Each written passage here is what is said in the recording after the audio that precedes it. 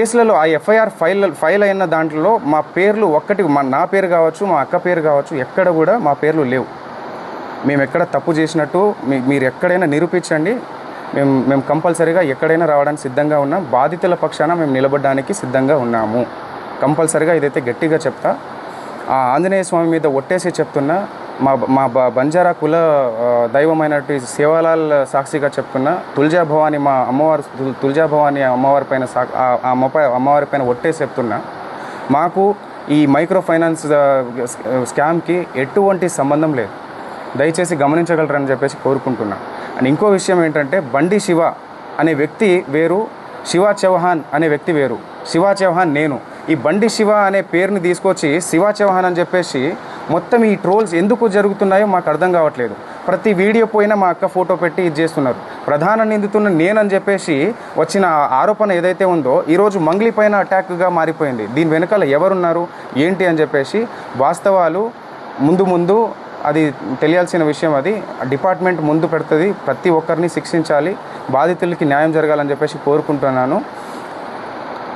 14 ఏళ్ళుగా ఒక్కొక్క మెట్టు ధర్మంగా, ఒక్కొక్క మెట్టు ప్రతి పాట ఒక శక్తిలాగా వచ్చే ఒక పాటని ఆమె ముందుకు తీసుకొస్తూ జనాల్ని అంత ఇదిగా తీసుకొస్తూ అంత ధర్మంగా ప్రతిదీ అంత ముందుకు తీసుకొస్తున్నప్పుడు అలాంటి ఒక్కొక్క మెట్టు పవిత్రంగా ఎక్కిన మెట్టుని బదనం చేయడానికి వీళ్ళు ప్రయత్నిస్తున్నారంటే ఎందుకు ఆరోగ్యంగా మాట్లాడదండి?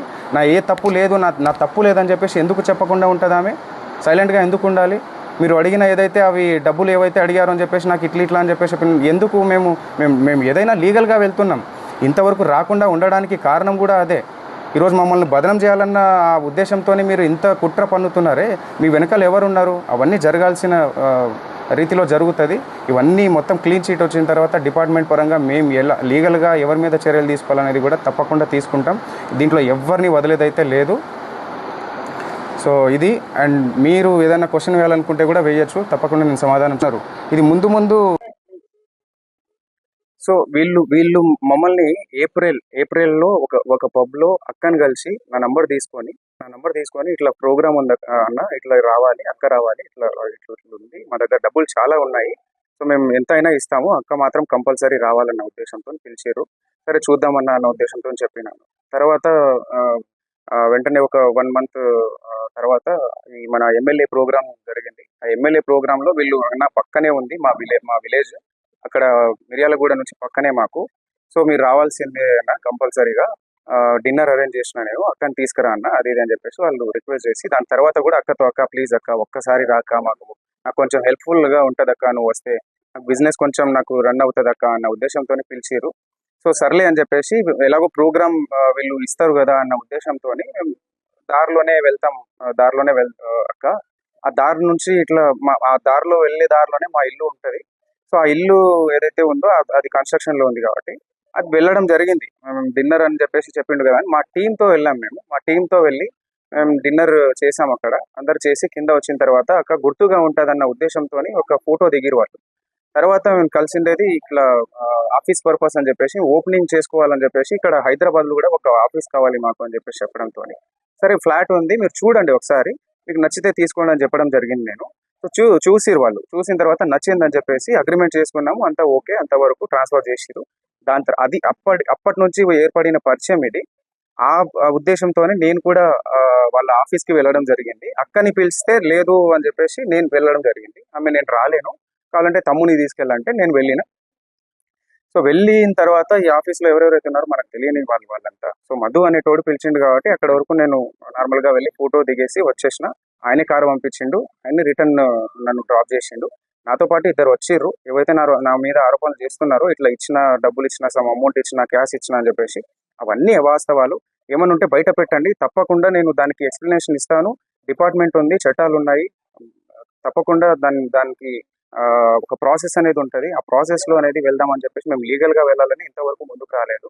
సో దయచేసి మీరు గమనించగలరని చెప్పేసి అనుకుంటున్నాను.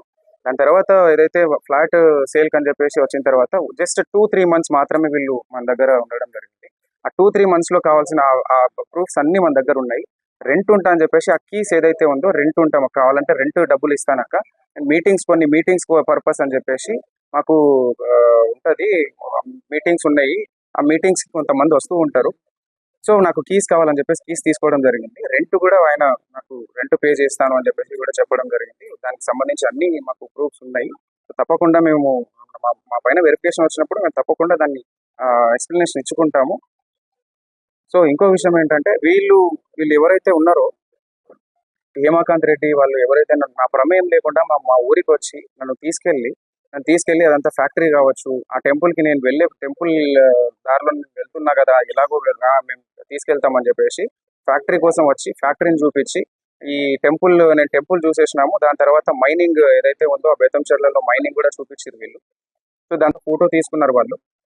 మా పేర్లు కూడా ఎక్కడ వాడి డబ్బులు తీసుకున్నది కూడా మీరు హేమాకాంత్ రెడ్డి చెప్పినట్టుగా ఎక్కడ కూడా తీసుకున్నట్టు లేదు. అంటే వాళ్ళకి ముందే మేము డబ్బులు ఇచ్చేసినామంటారు. సో వాళ్ళ ముందే డబ్బులు ఇచ్చేసినామన్నప్పుడు మా పేర్లు చెప్పి ఎక్కడ వసూలు చేశారు? ఇవన్నీ అవాస్తవాలు. మా మీద ఏదో కుట్ర జరుగుతుంది, చాలా పెద్ద మొత్తంలో కుట్ర జరుగుతుంది. మా మొత్తం ఏదైతే ఉందో ఈ కుట్ర వెనకాల ఇది వాస్తవాలన్నీ బయట పెట్టాలని చెప్పేసి పోలీస్ శాఖ కోరుతున్నాను. అలాగే ఇది న్యాయం జరగాలి. మేము కూడా ఇందులో బాధితుల కంటే మేము కూడా ఒక బాధితులమే. వాళ్ళు డబ్బులు నష్టపోయారు, మేము పరువు నష్టపోయినాం. ఇది ఎప్పటి నుంచో ఒక 14 సంవత్సరాల నుంచి ఒక్కొక్క మెట్టు వచ్చి ఎంతో కష్టపడి తీసుకొచ్చిన పేరు ఇది. ఆ పేరుని బదనం చేయాలని చెప్పేసి ఈరోజు ఆరోగ్యంట్ గా మాట్లాడుకుంటే తప్పు చేయనప్పుడు ధర్మంగా నీతి నిజాయితీగా ఉన్నప్పుడు ఎందుకు ఆరోగ్యంట్ గా మాట్లాడదు? నా తప్పు ఏది లేదండి అని చెప్పినా కూడా ఆయన సుబ్బారావు అడ్వకేట్ అనే వ్యక్తి ఇలాగా ముందుకెళ్ళి మీడియాలో ప్రచారం చేయడం ఎంతవరకు కరెక్ట్? ఇది ఎంతవరకు కరెక్ట్? ఆమె బదనం చేస్తున్నప్పుడే కదా ఇదంతా ఆమె చెయ్యకండి, ఇదంతా తప్పు, ఇది కావాలంటే వెరిఫికేషన్ చేసుకోండి, మీరు పోలీస్ శాఖలు ఉన్నాయి, చట్టం ఉంది, మీరు అడ్వకేటే కదా, మీరు వెళ్ళి విచారించుకోండి, విచారించుకున్న తర్వాత మీరు మీడియాలోకి వెళ్ళండి అని చెప్పినా కూడా లేదు, అది నువ్వు ఫోటోలు ఉన్నాయి, మీ తమ్ముడు ఉన్నాడు ఇక్కడ అని చెప్పేసి చెప్పడం ఎంతవరకు కరెక్ట్? పోలీస్ శాఖ మొత్తం డిపార్ట్మెంట్ కావచ్చు, ఇంకోరు విచారణ చేయకముందే ఇన్ని ఆరోపణలు మా పైన కుట్ర పన్నినట్టు కాదా? ఇదంతా మా వెనకాల కుట్ర చేస్తున్నట్టు కాదా? మీకు అనిపించట్లేదు? ఒక్కసారి ఆలోచించాల్సిందిగా కోరుతున్నాం. అవన్నీ అవాస్తవాలు. ఏవైనా కూడా ముందు పెట్టమని చెప్పండి. కేవలం ఫోటోలు చూపించి ఒక సెలబ్రిటీ స్థాయిలో ఉన్న వాళ్ళు చాలా మందితో దిగుతారు, కూడా వందల మందితో దిగుతారు. ఆ ఫోటోలు తీసుకొచ్చి ఇవి చేయడం ఎంతవరకు కరెక్ట్? ఒక్క ఆధారం కూడా ఈ 100 ఎఫ్ఐఆర్లు అయిన దాంట్లో ఒక్క పేరు కూడా మా పేరు లేదు, ఒక్క కేసులో కూడా మా పేరు లేదు. ఈ రోజు సుబ్బారావు అడ్వకేట్ అనే వ్యక్తి ఏ కేసు లేకుండా, ఏ ఆధారాలు లేకుండా కేవలం ఆరోగ్యంట్ గా మాట్లాడింది, కేవలం నన్ను ఇబ్బంది పెట్టింది, నన్ను ఇట్లా మాట్లాడింది, ఆమె ఇలా మాట్లాడింది, ఆమె వ్యక్తిత్వం కరెక్ట్ కాదు అని చెప్పడానికి ఆయన ఎవరు? ఆయన ఏదైనా లీగల్ గా వెళ్ళాలి, కానీ ఒక అడ్వకేట్ లీగల్ గా వెళ్ళాలి, చట్టం ద్వారా వెళ్ళాలి. ఏదైనా కోర్టులు ఉన్నాయి, పోలీస్ శాఖలు ఉన్నాయి, వ్యవస్థలు ఉన్నాయి. ఎందుకు ఇవన్నీ ఈ ప్రాసెస్ లో మీడియాలో ఇప్పటికీ స్టిల్ ఈ రోజు కూడా ఆయన వెళ్ళి మీడియాలో ప్రచారం చేయడం జరుగుతుంది. సో ఇవన్నీ మా మీద కుట్ర జరుగుతున్న ప్రాసెస్ అది. సో ఇది జనాలు గుర్తించాల్సిందిగా కోరుతున్నాము. దయచేసి మీడియా మిత్రులు కూడా నేను చెప్పడం ఒకటే, అందరికీ మీరే వాస్తవాలు మీరే బయట పెట్టాలి. సో ఇది కంపల్సరీగా ఇది అయిపోయిన తర్వాత, క్లీన్ షీట్ వచ్చిన తర్వాత, మా తప్పు ఏది లేదు అని చెప్పేసి తెలిసిన తర్వాత దీని మీద తప్పకుండా యాక్షన్ తీసుకుంటాం. ఎవరెవరైతే మా పేరుని నష్టం కలిగించారో తప్పకుండా మేము దానిపైన చర్యలు తీసుకుంటాం.